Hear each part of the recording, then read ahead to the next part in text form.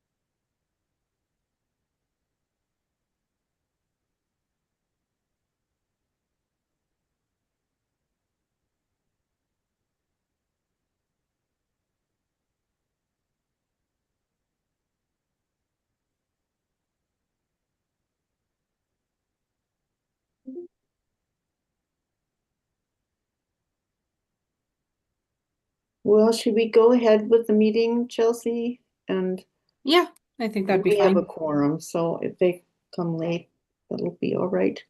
Okay, so it is 5:31 and good evening and welcome to the January 7th meeting of the Historic Preservation Commission for the City of Manitou Springs.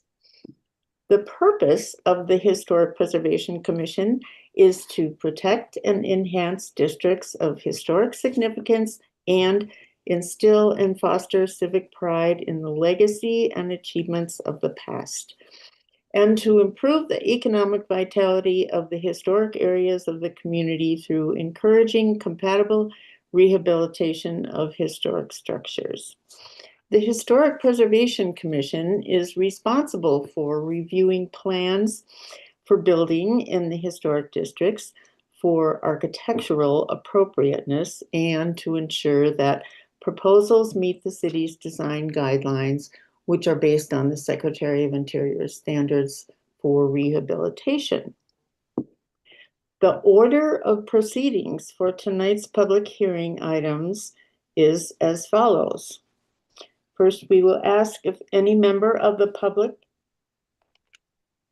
um, we will ask if any commissioners have any conflicts of interest or ex parte communications to declare for any of these agenda items. I will give the time and open the public hearing to consider each MCAC, followed by staff presentation, questions from commissioners for staff. Then the applicant may step forward to make a presentation or any explanation to further describe their MCAC application. And following that, commissioners can ask questions of the applicant. We will then, well, after the applicant steps down, we will then open the public comment portion of the meeting where anyone in the public may comment either in favor of or opposed to the application. Following that, we will close public comment. Then commissioners can deliberate about the application and decide whether to approve or disapprove. Then I will state the time and close the public hearing. So we'll now move on to roll call. So as I call your name, will you please just use the raise hand function so I know that? and I can also see you, so. Anyway, Matthew Rose is not here. Commissioner I am Hamblin. here. I finally got Oh. signed in. Oh, oh, good. So Matt Rose is here, Vice Chair. Commissioner Handlin is here. Commissioner Murphy is out of town. Commissioner Nichols is here. Commissioner Porter and Commissioner Tomsick is here. Thank you. And we'll now move on to approval of the minutes for the November 5th of 2025 meeting. Are there any comments, additions, or corrections to those minutes?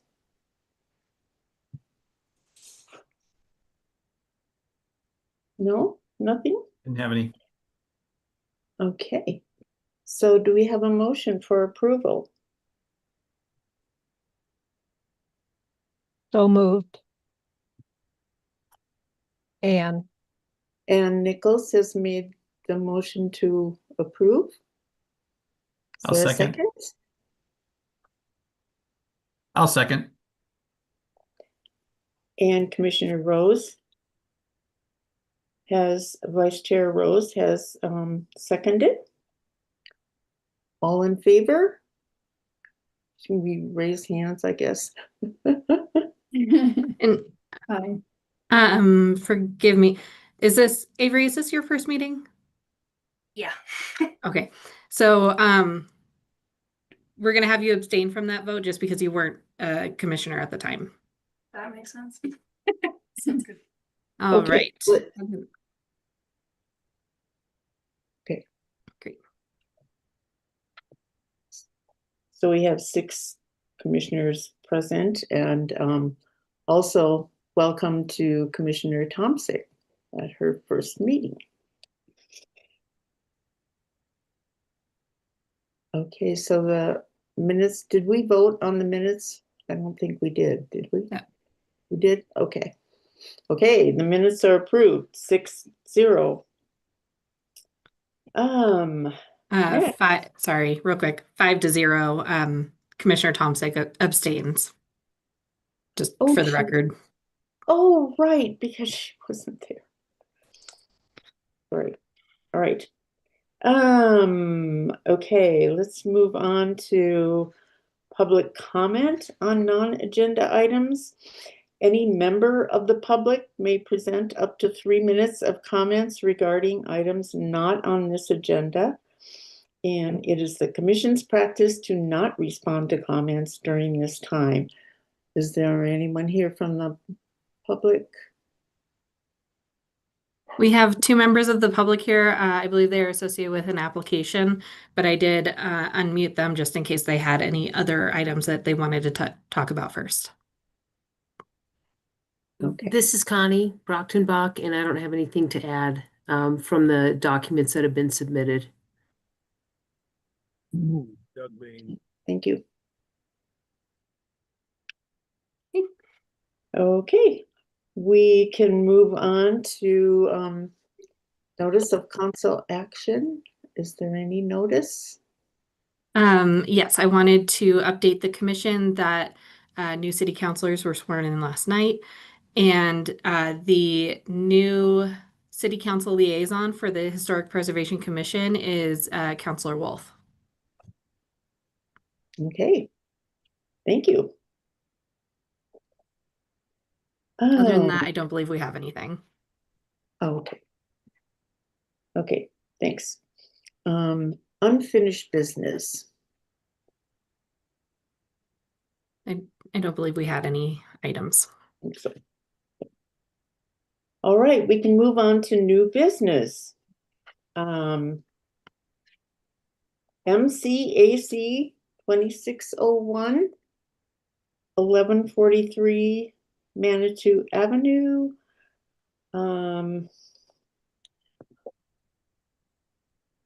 let's see. Staff report.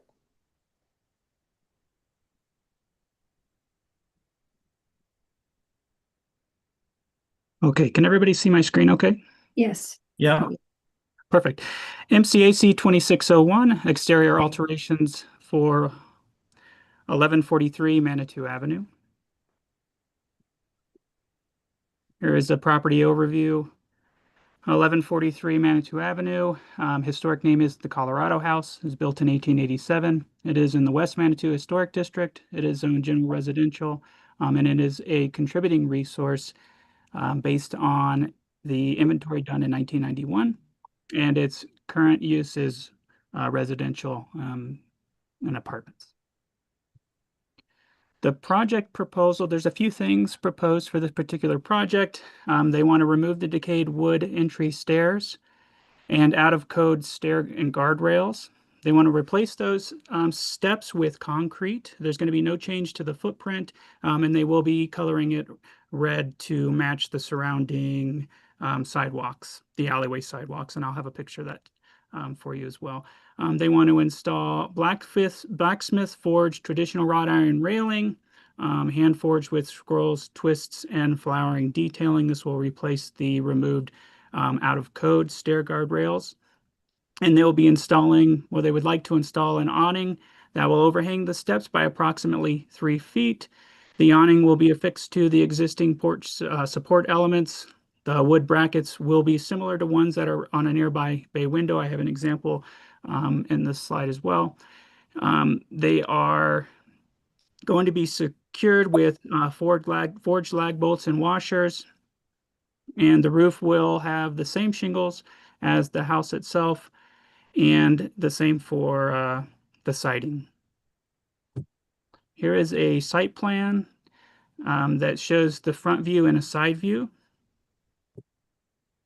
If there's any questions, let me know. If not, I'm going to move on. It's outlined a little better in the photos. These are the current conditions. These are the wood stairs and the wood railing. So all of this would be removed and replaced with concrete and the wrought iron railing.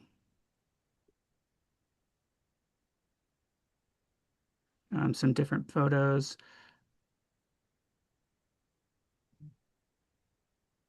So for the proposed awning, this is the area that it's going to be affixed to right there above the steps. And I'm going to go back one slide. So it'd be this area here.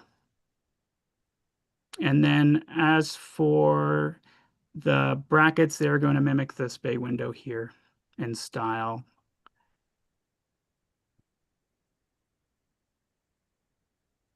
And this is the concretes that run up the alleyway there and do lead to this stairwell in question, as well as a stairwell to the rear of the property.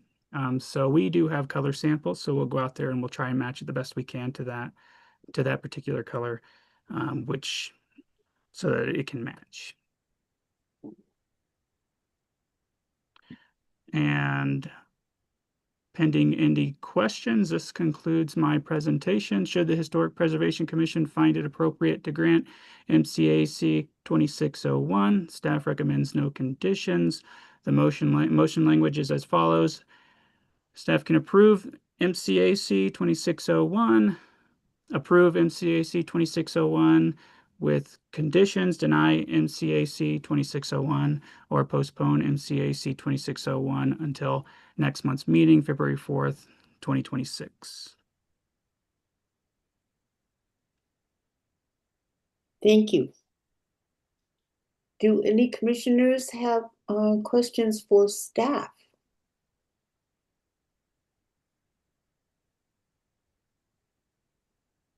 Vice Chair Rose?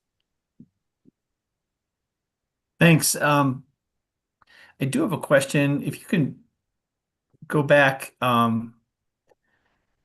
you said that the railing is currently not up to code.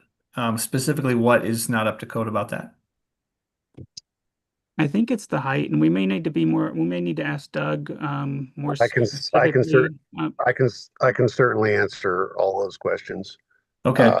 We Not can, at the railing, present moment, Doug. pardon me? Yeah. we can ask you all those questions when we start asking you questions, because there may be more than just me who has questions for you. Got it. Right. Okay. Okay. Are I don't there have any any? more questions for staff. Okay. Does anyone else have a question for staff? Are we good? I can't see whether other people have their hands up, so, I think I have my hand up. okay, I think I pressed it right, Laura. all right. Commissioner Porter, Yes, I just had a question, and Anne can probably help me with this. When a building is in contributing, can these changes make it become non-contributing? Like the wrought iron railing and things like that, or are they superficial? Yeah, these aren't specific changes to the structure itself.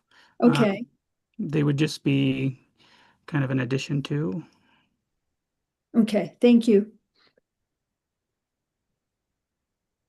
okay, any more questions for staff?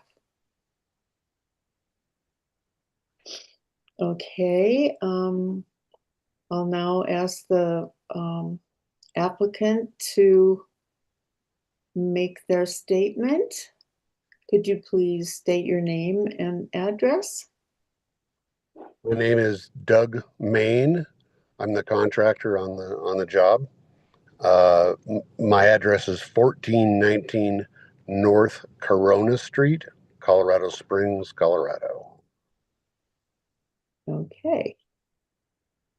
Did you have anything to add and maybe address Vice Chair Rose's questions about the railing heights? Sure. It's really not the railing height. It's mostly the fact that these, you can't tell from the pictures, but they're rotting and falling apart and need to be replaced. Um, they are out of code because there's no graspable handrail. The height is too low, but the real reason is these are about to fall down. And so we are trying to create a suitable step that is not slippery with proper graspable handrails that are to code. And then we're also trying to cover it with an awning to keep it from being icy and wet in inclement weather. Okay, thank you. Does that answer your question, Vice Chair Rose? Yeah, it does. Thank you. Okay. Do other commissioners have questions for the applicant? I have a question. Yes, Commissioner Hanson? Can you just explain like it appears to be like old window framing there? Was there originally a door there to the porch or From what we can tell, no. It's an open porch, and those are just posts that are around the open porch. okay. Yeah, I don't remember ever seeing any windows or anything on that porch. I mean, I've lived right above the building since 1990, and um, Ken and Sandy Duray owned the building prior to me acquiring it, and there's never been any windows since I've been around. Ken might have a different perspective, but that would go all the way back to the 80s. Okay. Just curious. I think it's a really nice practical improvement. I have some more comments and questions if nobody else does right now. Okay. Vice Chair Rose? Um, I think it's really important that you're and good that you're replacing the steps and making them safe and bringing them to code. I'm curious about your choice to not keep the shake siding on the stairs. Um, even replace it with something that looks just like this and then add a top rail that could raise it to the correct height and be graspable that could be affixed through and anchored to this cedar shaped siding. Um, and so that's one part of my question is what's involved in your decision to do that? Because a wrought iron rail isn't I visited the property from the street. I couldn't see any other wrought iron rail on the property. So it seems like it's a little out of step with the rest of the place. Um, and if you put in a, a red concrete stairs, that totally goes with what's there, which is great. However, seeing it from the side, we're just going to see the side of a red concrete steps. And because the way the side of these stairs looks, it is integrated with the rest of the siding on the building. So I'm curious if you have thought of that. One suggestions I have is maybe put a veneer of stone that matches the stone that's on the foundation, that would be sort of on the side of the steps, just so it would look more cohesive with the building and maybe keep the vernacular a little closer than a concrete slab with a railing on top. Yeah. So I know that was a lot. You can address whatever you like. All right. So what you're looking at there is a 70s to 80s poorly in designed staircase. That staircase would never be designed in the 1880s through the 1950s or 60s. So that thing doesn't fit that building in any shape or fashion. It happens to have the same siding on it, but that thing is not period in Okay. any stretch of the imagination. The other thing that you need to realize is that the step is only going to be 18 inches tall. What you're looking at is 4 or so feet tall. So the step is going to be less than a third of what you're looking at. So you're not going to be looking at a giant slab of concrete.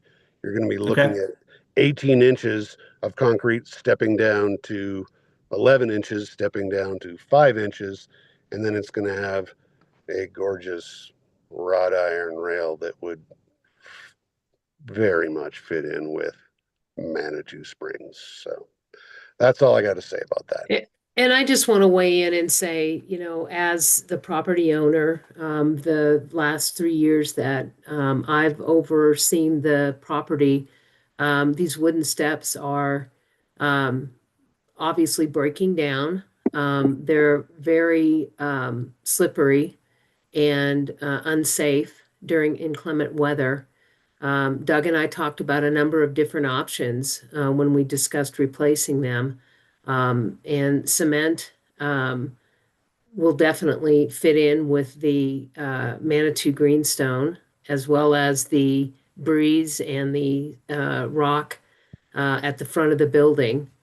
And they're going to be easier to maintain. They're going to be more durable, and they're certainly going to provide much more compliant from the 2010 building standards and ADA code than what we have here. So we did consider the fact that, it is a historic building. We want it to continue to, display the charm of the Colorado House, but also want to continue to enhance and improve the building for the occupants and really for the community. Yeah, that makes sense. And do you see my hand? Yes, Oh, Joy okay. has her hand up. Commissioner Porter? Okay, thank you. I was just curious. I understand about the cement stairs and matching what's, in that area. I just wanted to understand sort of part of Matt's question, is when you say it wasn't part of it, did you do some research on it, or how did you find out that this stairwell was from the 1980s rather than the 1880s? Just curious on that.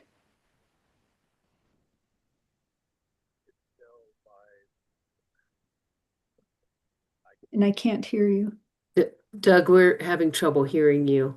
Okay, can you hear me now? Yes. Okay. Um, well, I can tell by the design, and I can also tell that, a wooden step that's unprotected from weather would not last 100 years. It hasn't lasted 50 years, most likely. And so there's probably been 3 or 4 steps. If they've been wooden, there's probably been 3 or 4 sets of steps in there, and most likely they were very rudimentary in the beginning.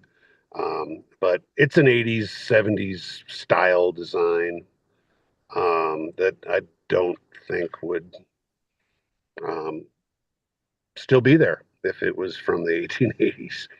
So, No, and I wasn't questioning the stairs at all. I was questioning the outside with the way the outside of it is. When Matt asked about, putting the wrought iron in, is there another way you could have done it to maintain that look?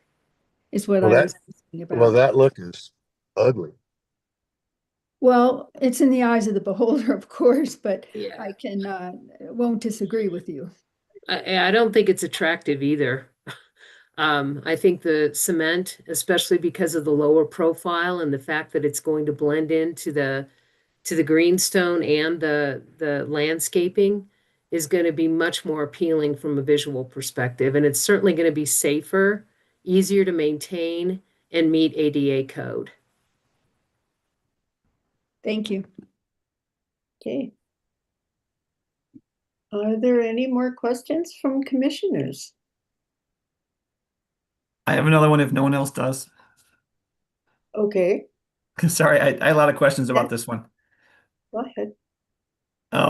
Excuse me. So, I'd like to talk about the awning. Um, could we look at the drawing and then come back to this one?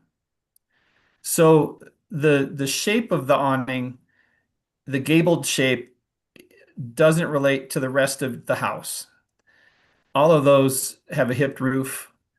You don't have any, I didn't see any from the street or in the photos, a full gable like this. So I'm wondering if you considered doing something similar, taking that peak off and angling it like a hipped roof would be. That would go with the rest of the building. And the other thing is the the position of that. How is that going to work on that open frame above the stairs? So if we could go back to the other stairs. It's either going to be if you're going to raise it all the way up to where the cedar shakes are, so that it's on a solid background. That's one way. I can't tell whether that's your intention or whether you're going to try to put it over the open framing.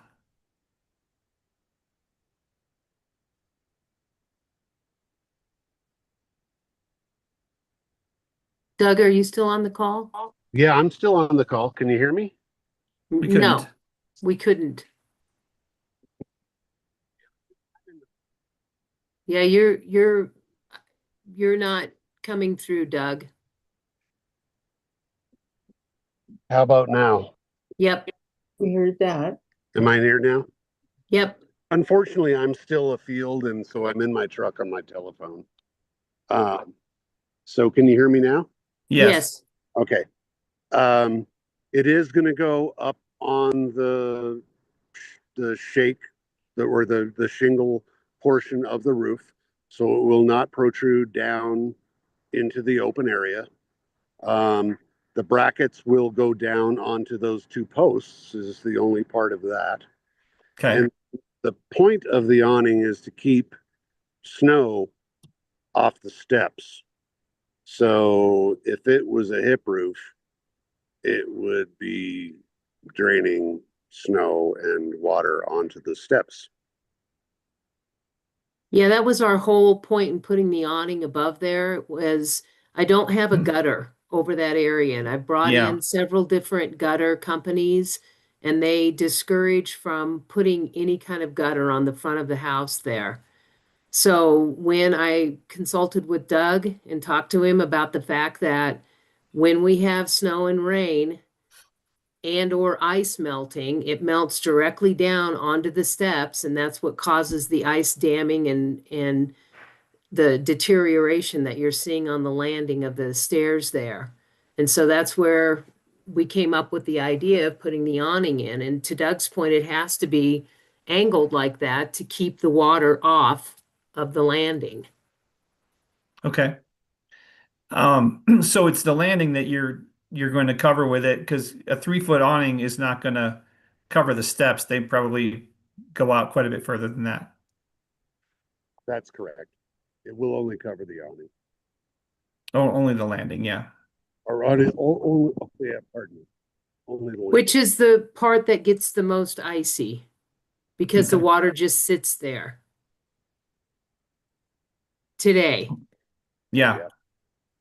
Yeah, I mean, I'm sorry I have so many questions. I just had questions about the shape of things and trying to integrate it with the rest of the building.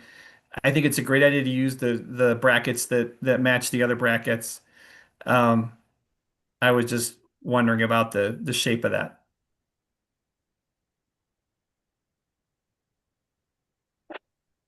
Okay, any more questions from commissioners?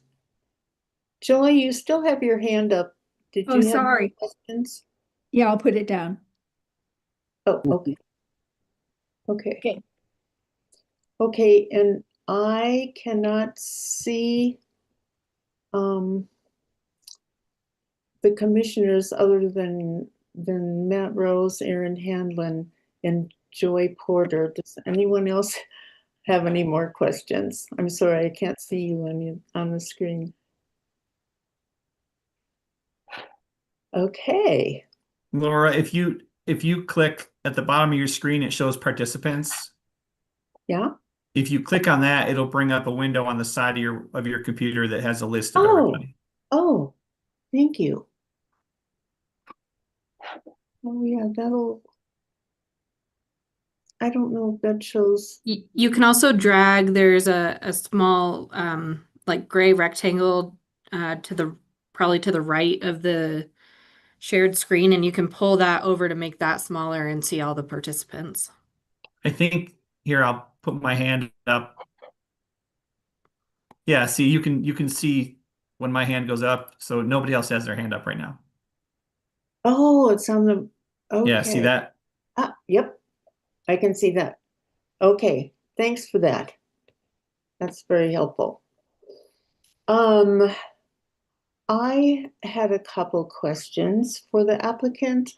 I do appreciate the concrete stairs to match the existing sidewalks. I think that is a reasonable idea, and also the use of the matching brackets to tie into the rest of the building.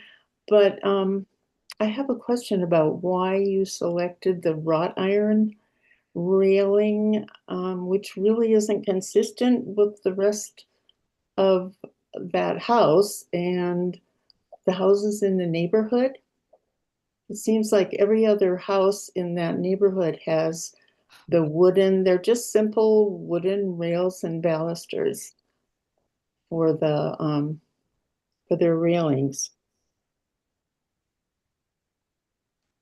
Is there any reason why you are using? Doug, are you still on the phone or on the call? It looks like he dropped off. Yep. He probably lost. Oh, there he Oh, is. he's Hi, back. Doug. Yeah, Okay. I'm here still. I think it's my truck that is interrupting so now I'm standing outside.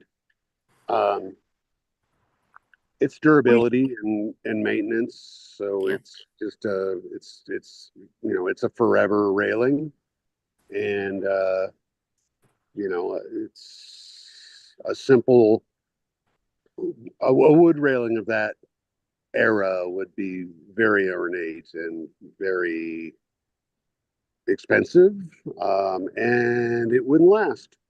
It would need to be painted, repeatedly, and it would need to be replaced in another 20 years, probably. So the simple railings that you're seeing on adjoining properties are not historic. They're most likely just replacement simple wood railings from,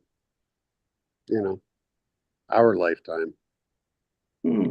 Do Yeah, you it was have, really about durability and stability. Again, when you have residents coming in and out of the building, and that is the primary entrance and egress for the building, I want to ensure that what is in place is durable, safe, and meets code.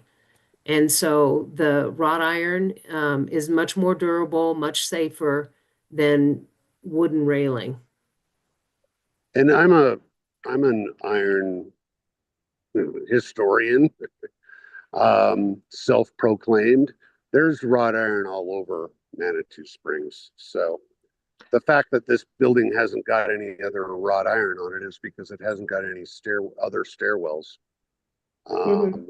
that would have wrought iron. So, our hope Yeah. is that now it will have one, and it will fit in with the character of Manitou Springs perfectly. And I know of several gorgeous historic wrought iron from 100 years ago, and this railing will be there 100 years from now, and suitable. Mhm. Well, my point is that I think it's important I think the other changes are definitely changes to the property and they make sense, but I think it's important to maintain that character of the neighborhood. Do you have photographs of, historic photographs of wrought iron railings in that particular district? And to support the point that Laura's making, Doug, Manitou Springs does have a lot of beautiful wrought iron, but we have several different historic districts that are made into districts separated by their neighborhood, by the vernacular of the neighborhood and the way the houses look in that district. So what Laura's saying is in that district, there aren't a lot of wrought iron railings. The majority of them are wood. Is that what you're saying, Laura? Yes, that is And correct. and so in consideration of that, there may be other ways to make a durable, low maintenance railing. There's lots of product out there, synthetic product that looks like wood, right? So that could be an option that would maintain the appearance of the building and make it um, integrated instead of an object that is added on. And certainly, the reason that we get involved in projects like this is that yes, we know properties deteriorate and need to be fixed up, but they need to be fixed up in a way that keeps the character of the building and the district. So that's Okay, kind of does it? why we're asking these questions. All right, that's fine. Um, would Manitou Place be close enough, right off of Ruxton, just down the street? Is that the same district, or are we dissecting Manitou into smaller bits than that? You know where Manitou Place is? Manitou Place, I am not, Yeah, yeah, is interesting. that a street? Yeah, it's off of Ruxton. You go up, you turn onto Ruxton, and you take your first left, and then you curl around another historic property, and there's a big church, sort of missionary place Summit there. Ministries. Yes, Yeah. Is that close enough? I'm sorry, I didn't hear you. Is that close enough for an example? Could I upload a photo? You're- on He's Laura, So he's I can hear him a little bit. He's asking if a home on Manitou Place is close enough in vicinity to this property on Manitou Avenue. It's up off of Ruxton. I just looked on maps to see where it is. Right. And And well, it's, that's a different district. And as yes, you were explaining, Vice Chair Rose, how the districts are divided according to a specific character of each neighborhood. And that was the point I was making about those railings. Right. Well, I'd be happy to. Is there a way for me to upload a photo to this Zoom stream? I'd need instructions, but I have a photo over a red concrete step in front of a house that was probably built within 10 years of the one we're talking about and maybe historically registered. I have no idea. But if you're interested, and if there's a way for me to upload it, I could do that. Mhm. I think you can share your screen. Okay. Yeah, let me start sharing mine and And it then looks like Chelsea has her hand up. Okay. Hi, yeah. Um, Thank you, Commissioner Nichols. Uh, do you- I'd like to interject for just a moment, and uh, while Doug and Zach kind of figure out the photo thing, but I'd like to bring us back to our guidelines that are, you know, detailed in the staff report. So the things that we're looking at here, and I don't mean to discount the difference between wrought iron and wood. I mean, obviously, we know those are two very different materials, but I think what we need to be looking at are, related to the massing, the orientation, um, historic alignment. Let's see, we're looking at whether or not it's going to be kind of like the same size, shape, location, things like that. And while I understand that the transparency could be questioned, because you'll be able to see through, but arguably that would make these wrought iron railings much less visually obtrusive. And since, I feel that the applicants have made a clear case for these this stair enclosure not being original to the building, I think having something that detracts less visually than the, you know, after the fact stair railing, I think that could be viewed as in alignment with our historic design guidelines. So I would urge everyone to, again, go back to the staff report. Zach did an excellent job of detailing almost every item in Chapter 4, guidelines for preservations, alterations, and additions to contributing residential structures. And we really need to look at the scope of the change. This isn't a new porch. This isn't, changing the roof line. This is a very minor structural safety improvement at the end of the day. So that is all I will add, and I appreciate you letting me speak to this.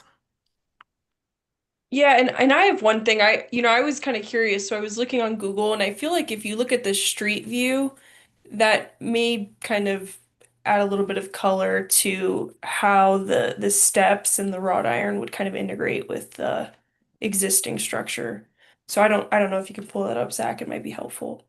yeah, I'll see what I can do. And while I do that, I'll also mention that the historic inventory reports, they typically don't mention stairways. They focus on the primary massing. So this is kind of what Chelsea was touching on, is the primary massing being the most important portion. So let me see. Let me bring up Google Earth and we'll get a street view here. So while you do that, if it's okay, Chelsea, I appreciate your giving us some perspective on that, and Zach, I appreciate the detailing the report. I'm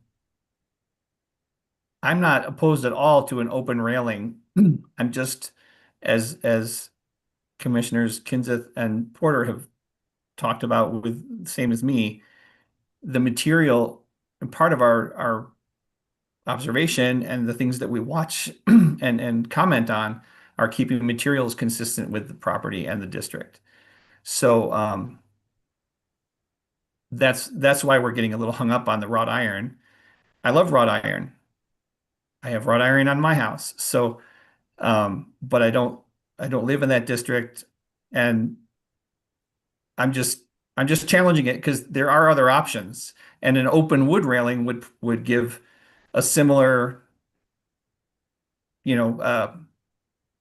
perforated view. You could see through it. It would allow the sun to get through it, wind to come in and dry the steps. Um, Sure. it would be easier to clear. So I, that's all. That's the only thing that I'm getting hung up on. yeah, and I think that would be, if the commission feels it appropriate to condition the approval that it's wood instead of wrought iron, I think, that's an appropriate condition if it is, so desired. Um, but It's I don't think that driving up and down the street on Google Street View trying to find another wrought iron railing that matches this one is an appropriate use of the commission's time.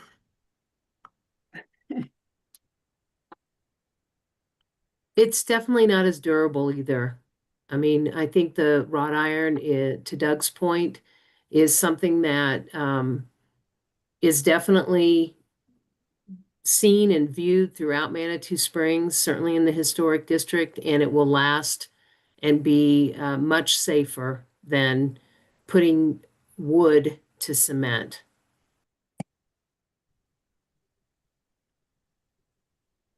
Okay, well, do any of the other commissioners have comments on this? I think I have my hand up, I hope. You do. Commissioner Porter? I do, I have my hand up. I think that, we're not trying to say that wrought iron is bad or that. We're looking at this district, not all the districts. There's several in Manitou that were established. And wrought iron has its place. I have wrought iron at my house. I'm not in a historic district, so I understand that. But I don't think we're arguing about that. It's just that this isn't part of this historic area. And I want it to be safe. I want it to be that way, but whether it's 20 years or 50 years isn't really what I'm thinking about. It's the look of it, whether it's from the street or just up there. It just doesn't seem compatible. So that's I'm sort of agreeing with Matt and with Laura. Thank you. Yes, thank you. Thank you, Commissioner Porter. And that's the point that I wanted to make. And I think an open railing made out of a more high-tech material that looks like wood, and there are many materials that do look like wood. They're paintable, and will last certainly as long as wrought iron. So would anyone like to make a motion with that? Avery Commissioner has her hand up. Tomsick has her hand up. Sorry. I have my hand up too. Oh, I just okay. wanted to make a suggestion to kind of go in the middle of everything. Up the road a little bit, I'm trying to figure out if it's still in the district, but there are some guardrails that are metal, and they're a little simpler than like the rose or the flower detailing you guys are wanting to do. And I feel like that would maybe match the building better than having a super ornate guardrail in terms of how orthogonal the building already is. Just a suggestion if you absolutely are totally against doing wood, because there are a couple buildings that have the just kind of straight up and down guardrails. Could I speak to that? Mhm. Yeah, the description is perhaps a little bit misleading. It is going to be a simpler railing with some small flourishes. It's going to be a railing that has, vertical balusters spaced at 4 inches, maybe every other a twist, a scroll here, a scroll there. It's not going to be super ornate.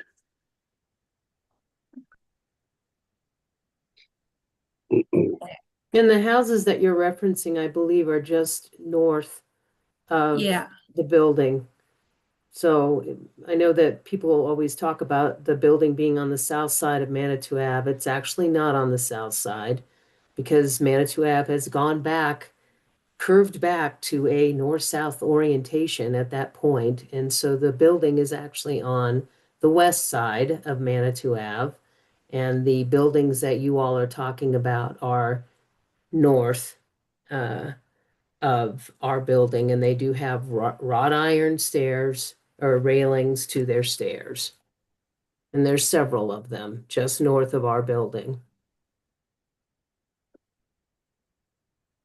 Okay. And I believe that is the same district based on the maps that I looked at. Okay, thank you.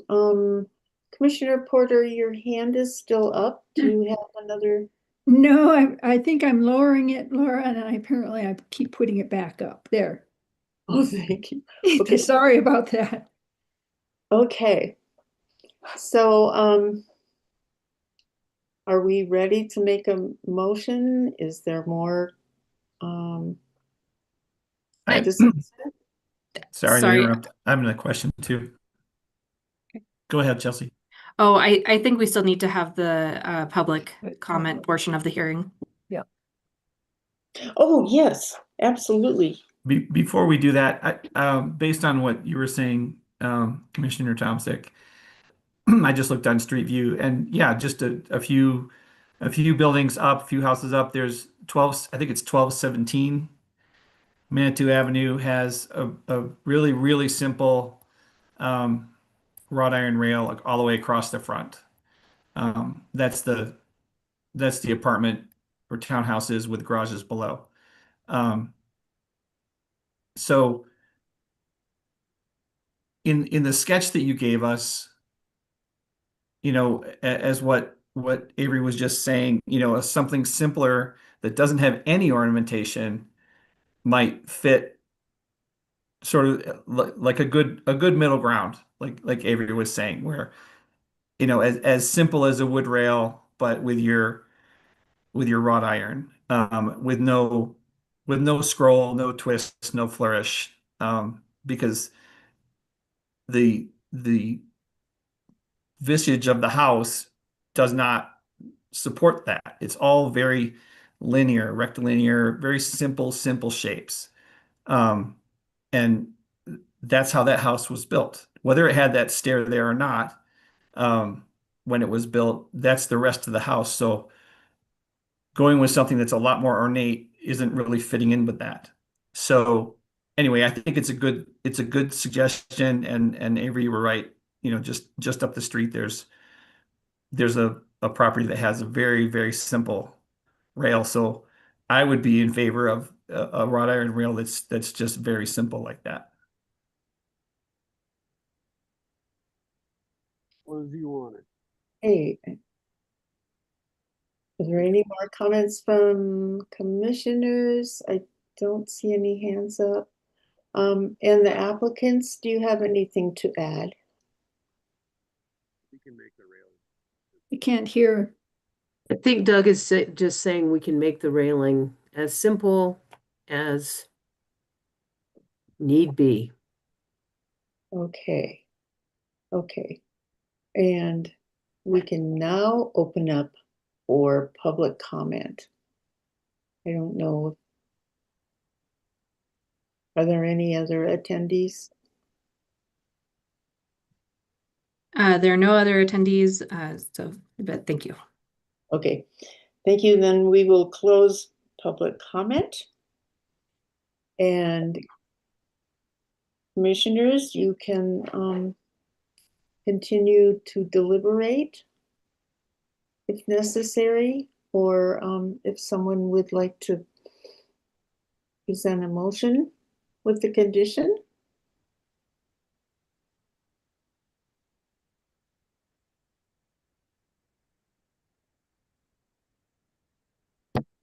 I'll go ahead and make a motion unless there's anything else anybody wants to talk about. I think that we should approve um, the application with the condition of installing a simple wrought iron rail in keeping with the railing, or similar to, not exactly like, but similar to the railing that's at 1217 Manitou Avenue. There a second? Second. Okay. Is that Commissioner Hanlon? Was that Commissioner Hanlon? Okay. Okay. All in favor of the motion to approve MCAC 2601 with the condition that the railing is a simple wrought iron railing? Say aye. Oh, raise your hand, please. Okay, it looks like everyone voted. So the motion passes 6-0.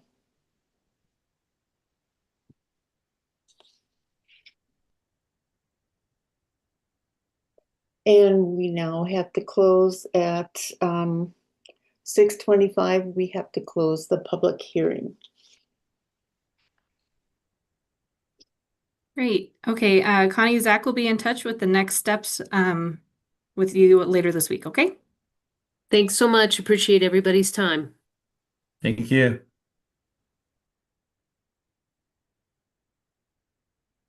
Okay. Moving on to item number 2. Sorry that took so long. I guess I had a lot of questions, but anyway. Item number 2 is election of officers.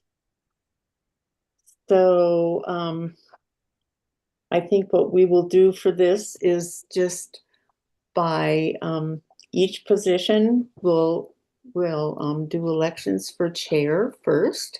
So are there any volunteers or suggestions? So have you been chair for 2 years, Laura? No, Is that right? just a year.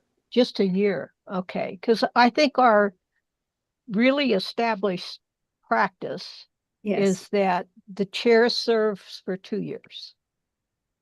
Oh, I thought it was a year. No, Yeah. it's 2. So I would make a motion that you continue as chair for another year. And just to be clear, though, that is not codified anywhere. No, it's just our practice, Chelsea. And it's a really well-established practice. Oh, It is. And I think it makes a lot of sense. I mean, Mhm. you get some continuity. If you're changing every year, it's a bit disruptive. So my motion's on the table.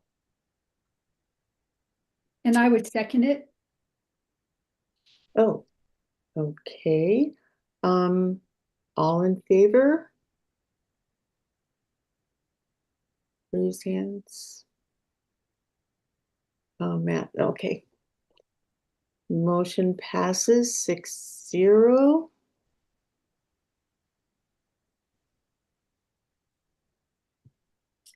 And so for the position of vice chair, Yep. And for the does the same same reason, I would thing move. apply?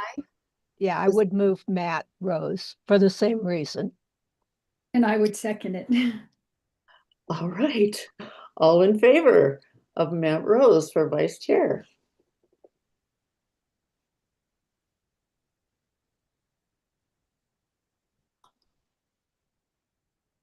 And the motion passes 6-0. Well, that was easy.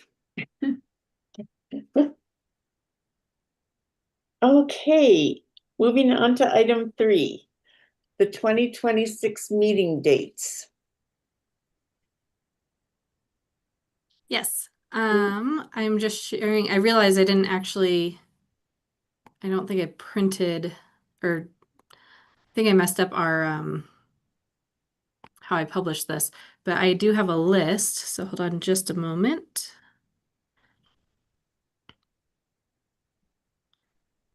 Okay, that is not the right one. Hold on. Or actually, yeah, you can see the items here. meeting dates? No.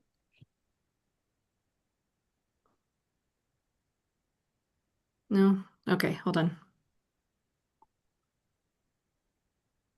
Sorry. Oh, I can see that. Yeah, we see Oh. it. Yeah. Yeah. Okay, great. Yeah. Yep, now I can.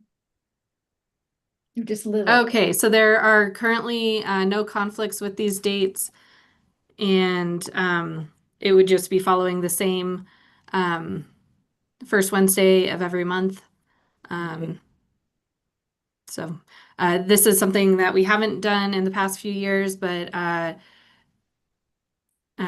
Planning Director Roland Hagan is having all of our boards do this as kind of like the standard beginning of the year housekeeping sort of thing, which is good practice. So yes, I would look probably for a motion. There are no holidays or any other interruptions to this proposed schedule. Okay, thank you. We will plan on that. Do Number we need to 4, approve those, or is that just how it is? do we, I think we're intending to approve them. oh, okay. Do we have a motion to approve the 2026 meeting dates as presented? I would move to approve those meeting dates as presented by Chelsea for 2026. Second? I would second it. Okay, thank you. All in favor of the presented meeting dates? Motion passes 6-0. Before we move on, I have a question about meetings. I guess anybody can answer. Chelsea, it might be you who knows most about this. City Council has work sessions on alternating days from when they have a regular session. And I was reading in the materials that you sent out that we could do one of those too. How do we go about trying to plan one of those? It wouldn't be a regular thing, but if we needed something, because there's lots of things that we have talked about wanting to do, and we're not getting a ton of traction on them because we only meet once a month, and there's other things to talk about. So how do we go about trying to schedule a work session? Yeah, so that's a great question. The main challenge with having work sessions with the other boards and commissions is that we have so many boards and commissions that it's difficult to find an open meeting date. And that means where there's a room and also where there's a Zoom channel available Mhm. because all of our meetings are required to be recorded. And so the best way to do that is to let staff know. Basically, the purpose of and this would be identified as a need during a regular meeting, and the Historic Preservation Commission would direct staff to go about scheduling a work session for a specific purpose. I would strongly caution you against scheduling a work session without a dedicated purpose or focus, just for public notice reasons. Sure. Yeah. There's things that we've talked about like outreach and education. And I mean, we even have, the HPC awards in the spring, that, it all boils down to, it ends up being Laura that puts it together, um, in the end. So as a commission, I guess it would be nice if it didn't all fall onto the chair to do it, because we all would probably enjoy being part of it. So my thought was a work session for any of those things would help us work together to get something moving and coordinated so it doesn't all fall onto the chair. Yeah, I think that's completely appropriate. We can also schedule work sessions for after regular meetings. That's a common way to do it as well. Um, there's also, if something needs to be done expeditiously, you could basically deputize a committee, or you know, I in that instance I recommend having a two-person committee, because then it does not have to be legally noticed, though we do still like to make it known that it's open to the public. Okay. Katie, do you have anything to add about that? No, I don't. Just that it's still public business, so it could be subject to public record, but you wouldn't have to hold it as an open meeting. But records of the meeting would be public. And what part of staff needs to attend those? Because that involves your time as well. So we would, anything that needs to be done on Zoom, so anything that requires either our building or our digital meeting space, I find works better with staff. Mhm. Basically any meeting that is scheduled appropriately, we can have staff identified to attend. Okay.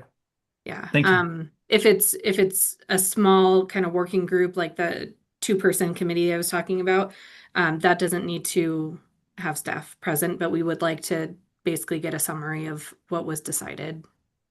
And by decided, I mean identified to bring back to be voted upon by the public body. Right.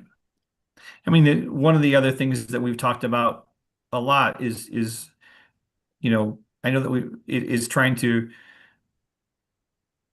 update our guidelines and things like that. And yeah, I know that we've talked about involving a consultant for those kinds of things, which needs to be postponed because of budget reasons.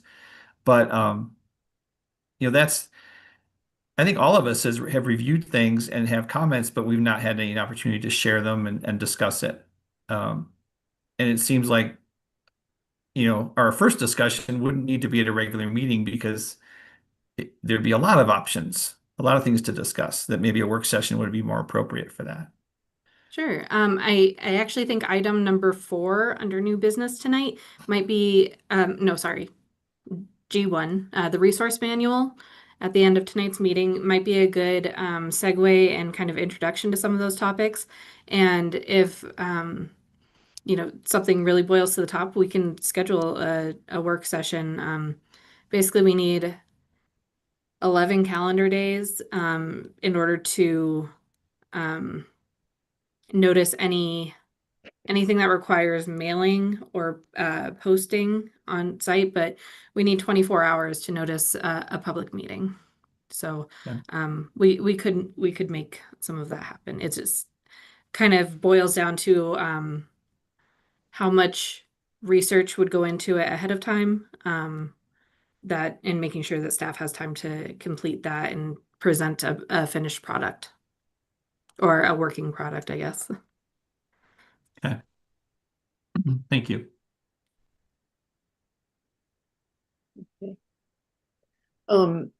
I think that's a good idea too, and I also think you should recognize all the work that you yourself put in to the contest and the awards. So you will also be able to get maybe a little relief. And I think this year we will all have to pitch in a lot more with the awards ceremony because we don't really have a budget for that. So we'll be discussing that along the way. So are there any We still have a couple items. I believe we were going to move on to new business item 4, the standard operating procedures. right. So do we need to vote on adopting that? Yes, and really this is required by the city clerk. in order to be in accordance with section 2.09.080 of the municipal code. It requires every board and commission to have standard operating procedures adopted. So we'll likely be doing this semi-regularly. I'm not sure if it'll be annually, but semi-regularly. So, and Okay. they are standard operating procedures. Each board and commission has a very strikingly similar set of procedures. Okay. So is that something we need to vote on tonight? Yes, but I believe Commissioner Porter has a question. Chelsea, I had noticed that it listed at 5 p.m. Are we meeting at 5 or 5:30? I think I had maybe contacted you to clear You that did. up. Thank you for reminding me. That was a typo, but wanted Okay. to leave it for conversation just in case anyone has any feelings about the time that this commission meets. Okay, so that will be corrected. I noted that also. Does anyone else have any questions or comments or changes they see? Okay, do we have a motion to approve the standard operating procedures as presented with that one time change?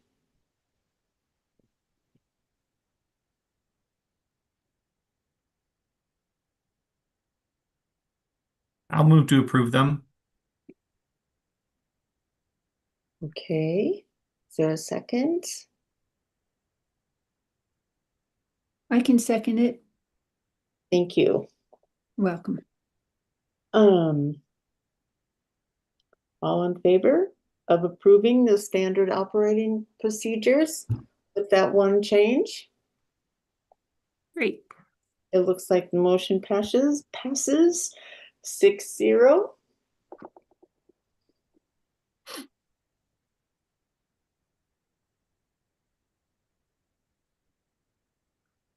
Okay, now we can move on to other business and the resource manual. These are all things that are in place. Are they being updated or? Do you mind if I give a brief presentation? Go ahead. Okay. Please. I don't have slides or anything like that, but given some of the conversations that have happened recently and a couple new commissioners, and really just hoping to clarify all of the resources that are available to the Historic Preservation Commission and applicants and staff. So really just kind of downloading, here's everything I know about, not everything I know, here's where I find the information to basically to run the meeting, to look at applications, to evaluate them against different sets of guidelines, things like that. And really, there had been a desire expressed previously to have some sort of new commissioner notebook. So I took that idea and expanded it to include resources about historic preservation. So looking first at kind of a cheat sheet 101, here's what you need to know about serving on a quasi-judicial body. Here's what you need to know about open meetings and basically how to prepare for a meeting, where you can find this information, what you can versus probably shouldn't do in terms of, visiting buildings or things like that. One of the main takeaways that I would like to share is that it is very important that you reserve judgment for after the all of the testimony has been presented. So while you can use the application and site visits to develop questions, I strongly, strongly advise you to avoid making a decision, even in your mind, about how you're going to vote. If for any reason you come across an application and you really just can't be impartial, go ahead and let staff know ahead of time. And, it can be a conversation about whether or not it's appropriate to recuse during that item. A lot of that was covered during the city clerk's effective meetings, I think, presentation recently. But I wanted to also take the opportunity to share information about how the different levels of historic preservation are legislated, I guess. So while we have local control in terms of our historic district design guidelines, our city code, things like that, there's also oversight from the State Historic Preservation Office, and through that, the Secretary of the Interior's office. Every year, the planning staff put together a report about historic preservation in Manitou Springs, and that is how the city is able to maintain its certified local government designation. And through that, we're eligible for certain grants and resources that the state has. So it's very important that we acknowledge and comply with federal, state, and local guidelines as it pertains to historic preservation. Again, I also just wanted to summarize what staff's role is, what staff does versus does not do. The applications are not ours. However, we do work with applicants to try to bring their projects into compliance with code and then with the historic district design guidelines. It can be a little tricky to find the line because the historic district design guidelines and MCACs don't have approval criteria the same way a lot of our other planning permissions do. That's something that we've talked about when looking at potential code rewrites, things like that, is how can we make this more objective? So that is part of what staff tries to guide applicants with, is how can we increase the chances that this will be a successful and appropriate application? And, whether that's guiding them towards, reining it in, or, hey, you could add some detail here, like things like that kind of happens ahead of the hearing that you may not know about. I also went through and gave little blurbs about our guiding documents. I know some of you have completed the Citizens Academy, and so you may already know some of this, but for those who don't, the comprehensive plan is called Plan Manitou. It underwent a recent update last year, and that really sets kind of the goals of the city. Where do we want to be in 20 years? It is a very public process and adopted by City Council. And those goals are achieved through the regulations set in the municipal code. The municipal code includes Chapter 17, which is the historic preservation code. So that's where we see the process and procedures for MCAC approval and things like that. We also have the Historic District Design Guidelines, which were last updated in 2009. And those, while not codified, are very specific to Manitou, and they very much guide the type of development that we see here. There's also the Historic District Survey Plan, which we've talked a lot about in terms of trying to find funding for that log cabin historic survey, historic resource survey, excuse me.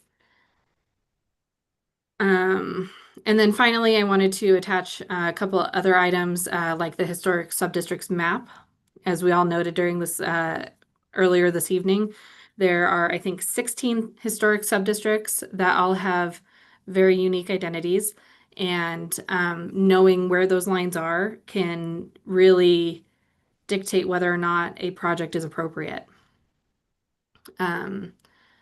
The HPC order of proceedings, Chair Kinseth, you read from that at the beginning of every meeting, which is very helpful in communicating to applicants and the public about how our meetings, kind of the flow of the meetings, because the Historic Preservation Commission, being quasi-judicial, is somewhat rare in terms of Manitou Springs' many other boards.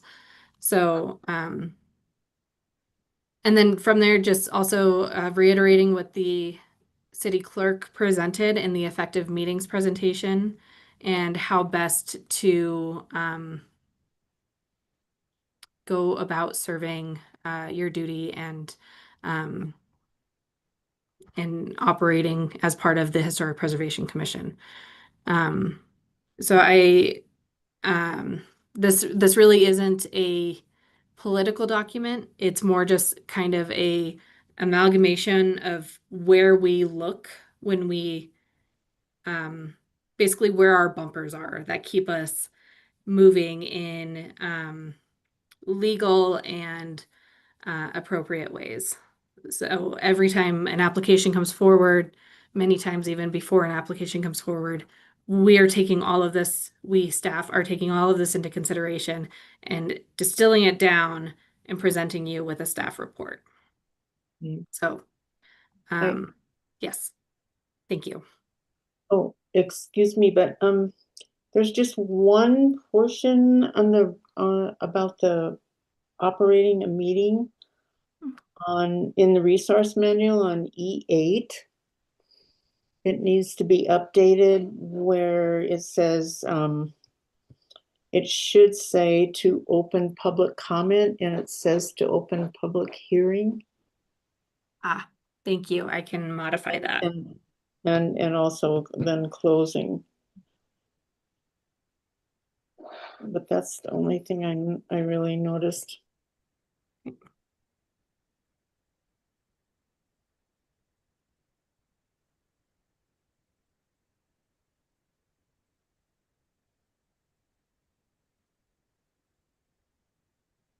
And just wanted to take another quick second and let everyone know that planning staff are available if you have questions about why the certain guidelines are applied to certain projects. We try to explain a lot of that in our staff reports. But if you have questions about an upcoming case or a project you see throughout town, anything like that, feel free to reach out to us. We'd be more than happy to discuss any of these items with you all. This is it's a great document. Thank you, Chelsea. Really, really helpful. Thank you. Right. Does anyone else have any questions for Chelsea? No? Okay, do we have any other comments or updates before we close the meeting? I guess not. So